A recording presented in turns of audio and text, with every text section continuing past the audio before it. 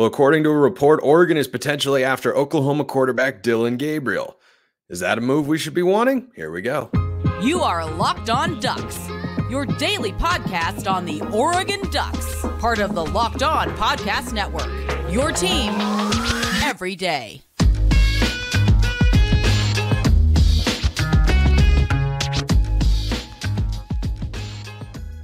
Yes, it is that time once again for Locked On Ducks. I'm your host, Spencer McLaughlin. Thank you so much for making this your first listen or your first view of the day. Part of the Locked On Podcast Network, your team every day, and your number one source to stay up to date with the Ducks. So if you have not already, please like, comment, subscribe, rate, and review wherever you listen to or watch this show, which today is brought to you by Game Time. Download the Game Time app, create an account, use code LOCKEDONCollege for $20 off your first purchase. Portal moves are a hopping because the transfer portal is officially open. There's going to be a lot of movement. We'll talk about players who have left the program, others who could leave, and all that sort of stuff, and a couple other thoughts on the Fiesta Bowl matchup with Liberty. But Dillon Gabriel is reportedly one of the targets. He is the Oklahoma quarterback, formerly the Central Florida quarterback earlier in his career.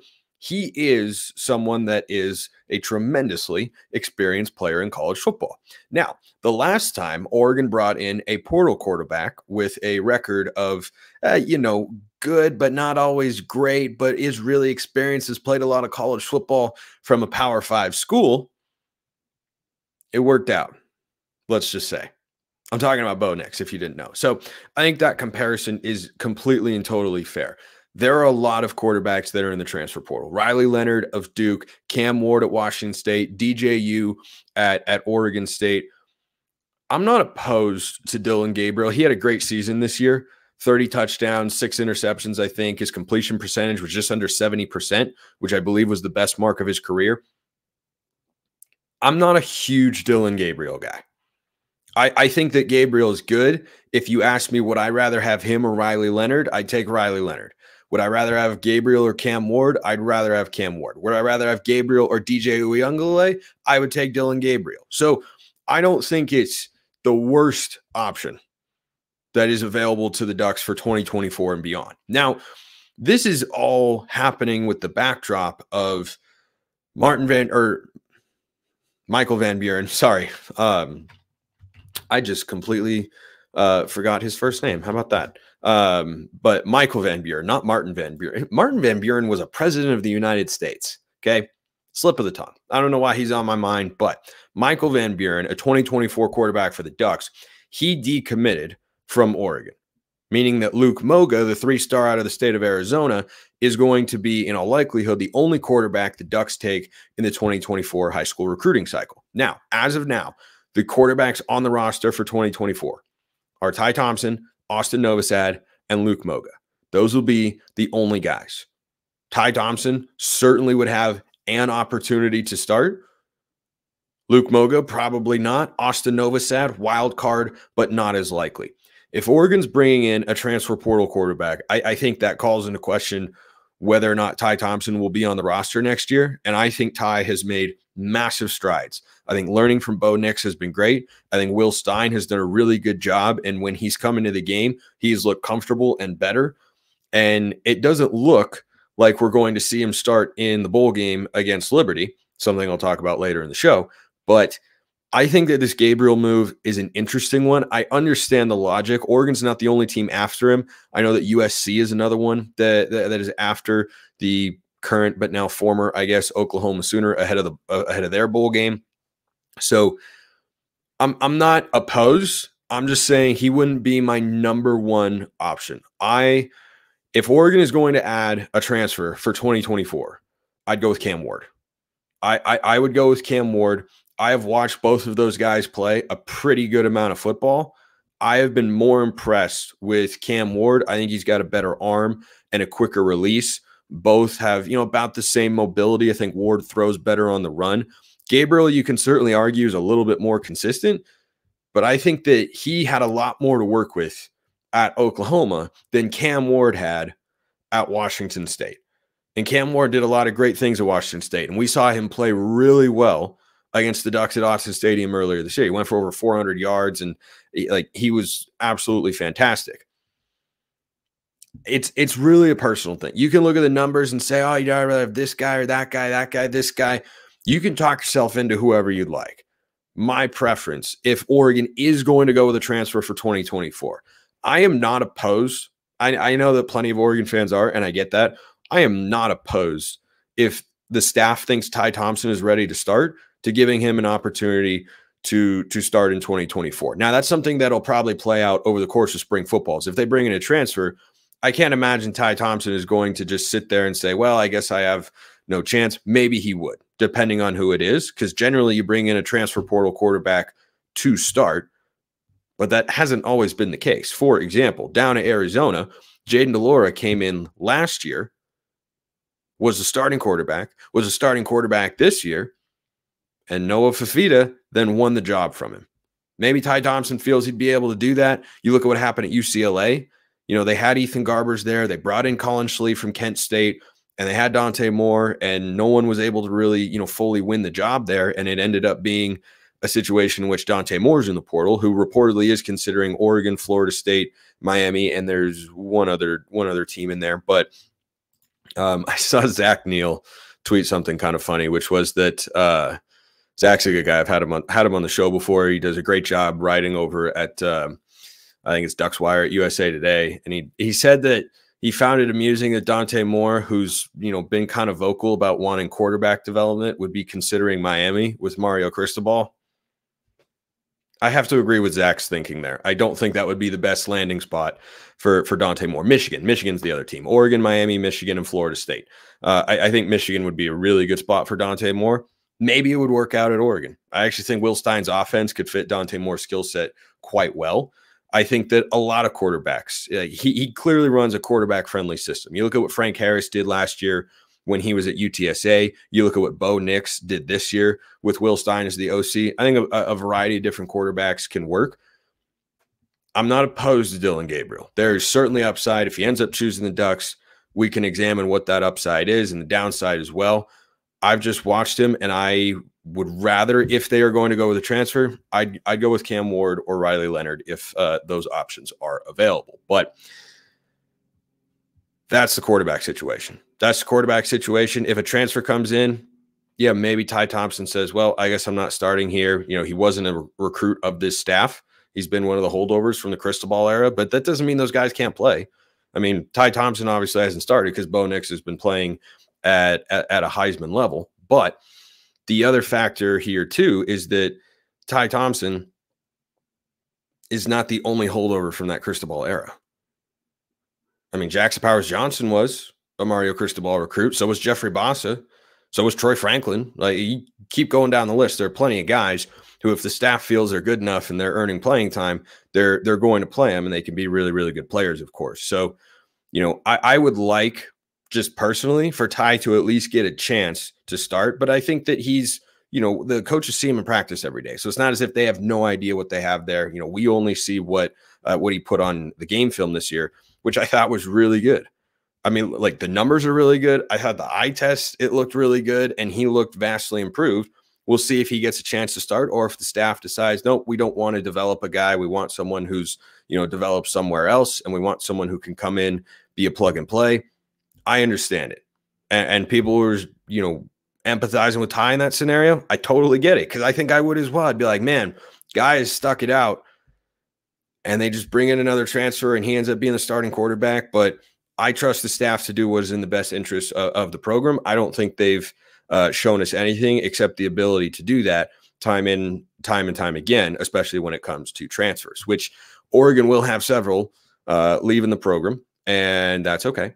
It is not the end of the world. Several have already announced that they're leaving. Who might they be? What's the impact? We'll talk about that after we talk about game time, of course, because you shouldn't have to worry when you're buying tickets to your next big event. Maybe you're going to go down to the Fiesta Bowl against Liberty. If you want to go, I'd encourage you to go, because the Glendale, Phoenix, Scottsdale area, number one, is very fun. And number two, you just don't get many chances to watch Oregon play football. See other Duck fans.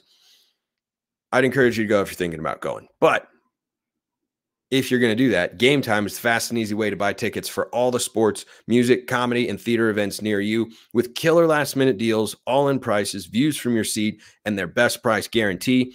Game Time takes the guesswork out of buying tickets, which is exactly what you want. Game Time is the only ticketing app that gives you complete peace of mind with your purchase. All-in prices show your total up front, so you know what you're getting and that you're getting a great deal without hidden fees. You can buy tickets in seconds with just 2 taps. Take the guesswork out of buying tickets with Game Time. Download the Game Time app, create an account, use code LOCKEDONCollege for $20 off your first purchase. Terms apply. Again, create an account, redeem code LOCKEDONCOLLEGE. That's Locked On College for $20 off. Download Game Time today. Last minute tickets, lowest price guaranteed.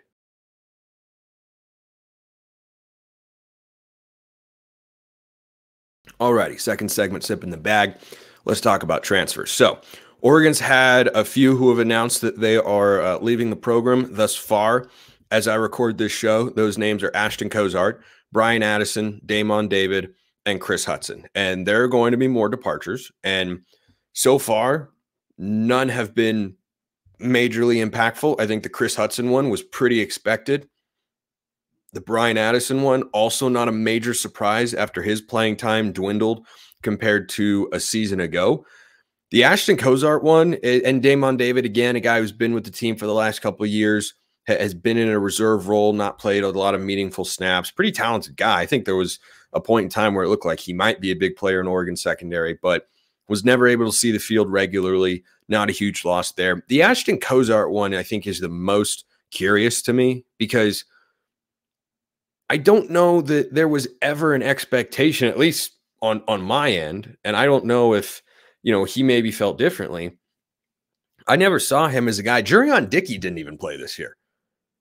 And Dickey was a much higher rated recruit for a reason. Cozart was as well. Cozart was a 4-star and Dickey was a 5-star. But Dickey was one of the top 20, 30-ish players. I'd have to double check. He might have been inside the top 50 nationally, but for any position, not for wide receiver, for any position. He didn't play this year and redshirted. And Ashton Cozart, look, here's the optimistic view of Cozart going into the transfer portal. It leaves open the possibility that we should feel really confident about the receiving room going forward. Cozart was a speedster coming out of high school. 4-star receiver, like I said, but he is a burner. He did not really play at all this year. I think he was maybe on special teams a couple times, some mop-up duty, but was not seeing the field consistently. I don't know that there was ever a plan for him to do anything except redshirt this year, given the receiving depth that Oregon brought in via the portal and already had on the roster. So I think that a guy of that caliber looking at the future and saying, I don't know that I see a future where I'm, playing a lot here, that could be an encouraging sign. We'll see what Oregon does in the portal at wide receiver, but I think they're, somewhat light on that position group in the 2024 class, but there are guys on the roster.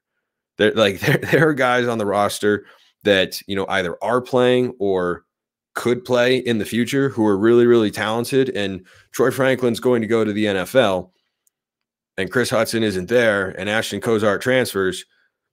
But I think the receiving core could still be quite good next year. That'll be a fascinating position group to follow as we move into the offseason here. But there are going to be more transfers, and what I would remind you is to just not panic. Don't panic.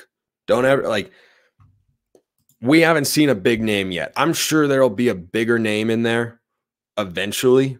I don't know when, but the transfer portal is officially open, and this is the world of college football now. This is, you don't have to like it, but this is the way it is. Guys are going to enter the portal. Some will be less impactful than others. And, when you look at the guys who left Oregon last year, most of them went on to have minimal impact.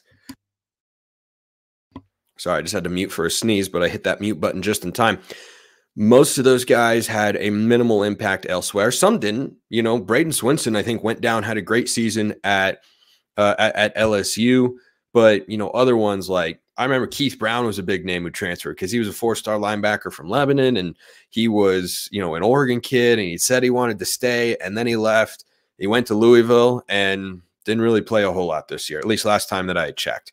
So, and I watched him in the ACC championship game. I don't remember seeing Keith Brown on the field or at least making plays.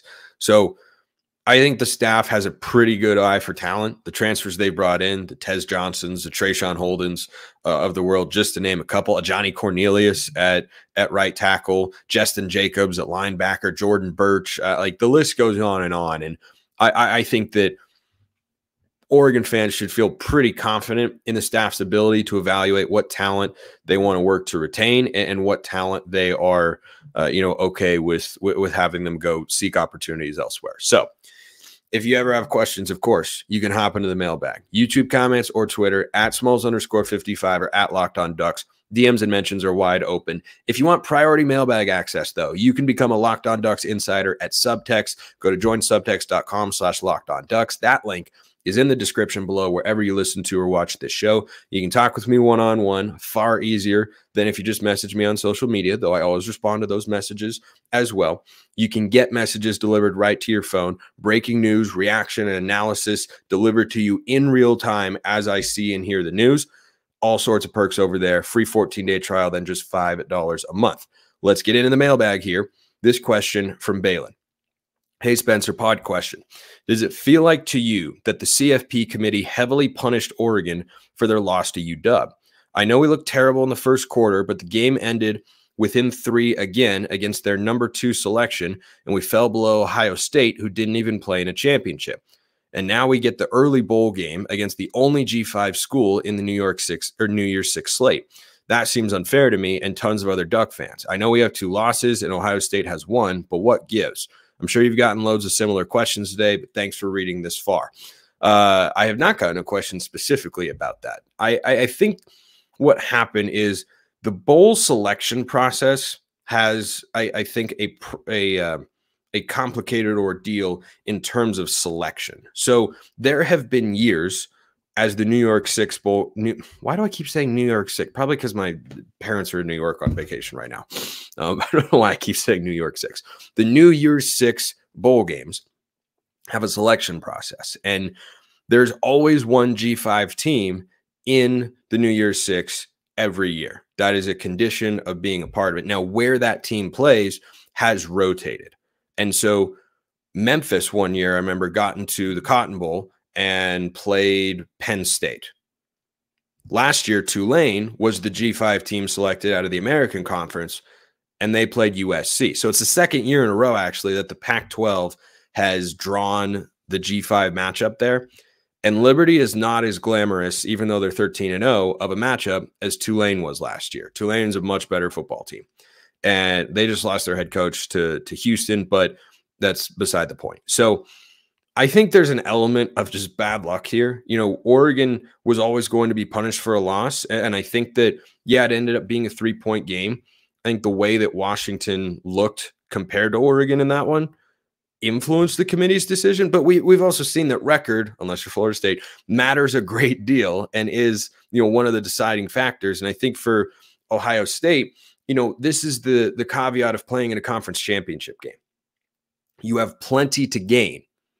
Teams that aren't playing it are going to stay in their position, like Ohio State, for instance. But Oregon had the chance to win and be ranked above a team like Ohio State no matter what. But if you lose, you can fall below.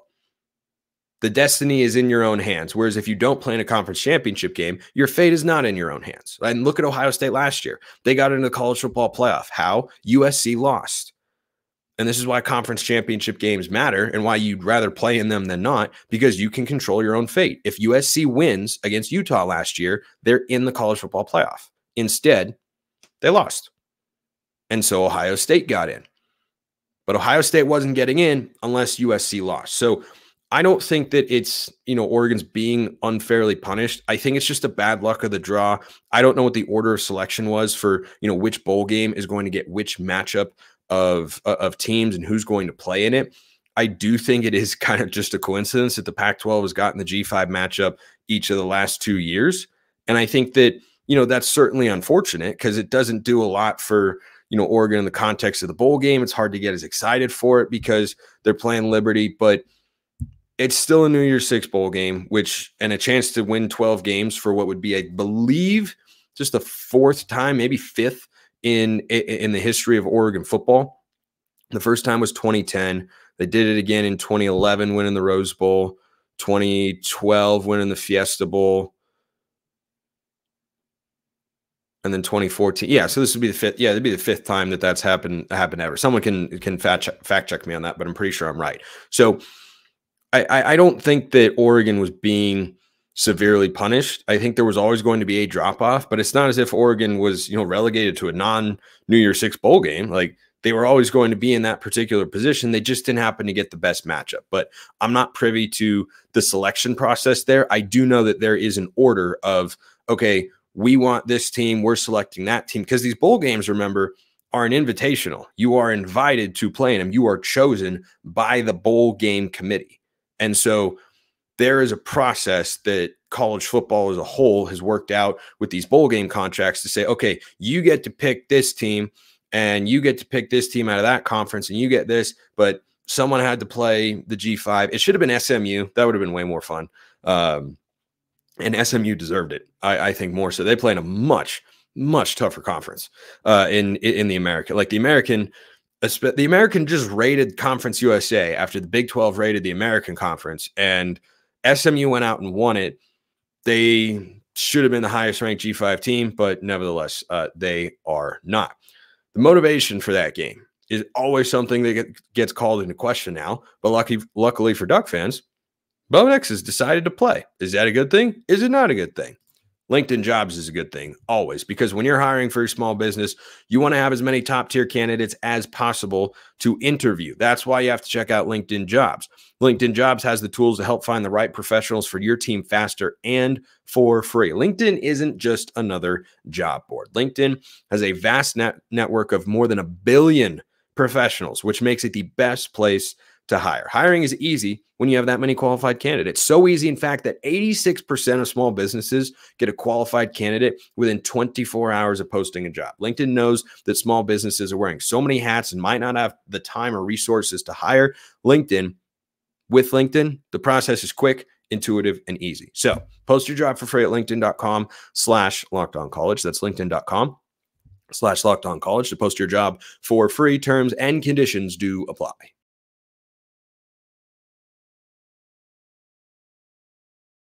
Battling some dry mouth this morning. I don't know what's going on.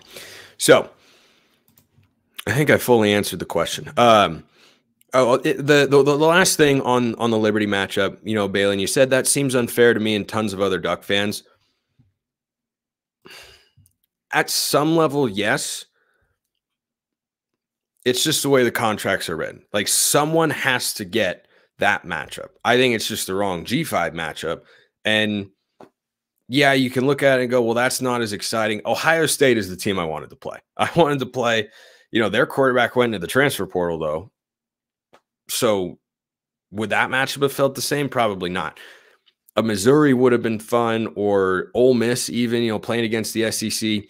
But, the way the bowl game contracts work, the G5, I think, goes between the Fiesta and the Cotton Bowl, if memory serves. Because last year was Cotton, this year is Fiesta. I'm trying to think of the other G5 teams that have played, maybe an Orange Bowl matchup. But that's just the way things go. Sugar and Rose are the college football playoff games, and then there are 4 other ones. So I think it was bad luck of the draw. I don't think Oregon was being punished. I don't think the Fiesta Bowl committee, which has had Oregon play in it as recently as the 2020 season, I don't know why they would conspire and say, oh, let's force Oregon to take the G5 matchup. Like, I don't think that tracks in any way. I don't know what the reasoning would be. So I think it's just a bad luck of the draw, unfortunately. But that leads to the last mailbag question of the day from Kyler. Hey, Spencer, do you think it'll be challenging to get the team up and motivated to play with the disappointing end of the season, especially with the weaker bowl opponent? Ducks for life. First of all, yes, go Ducks always, but that depends on who plays. And Pac-12 teams, here's a great stat for you, that lose the conference championship game are 0-11 in bowl games.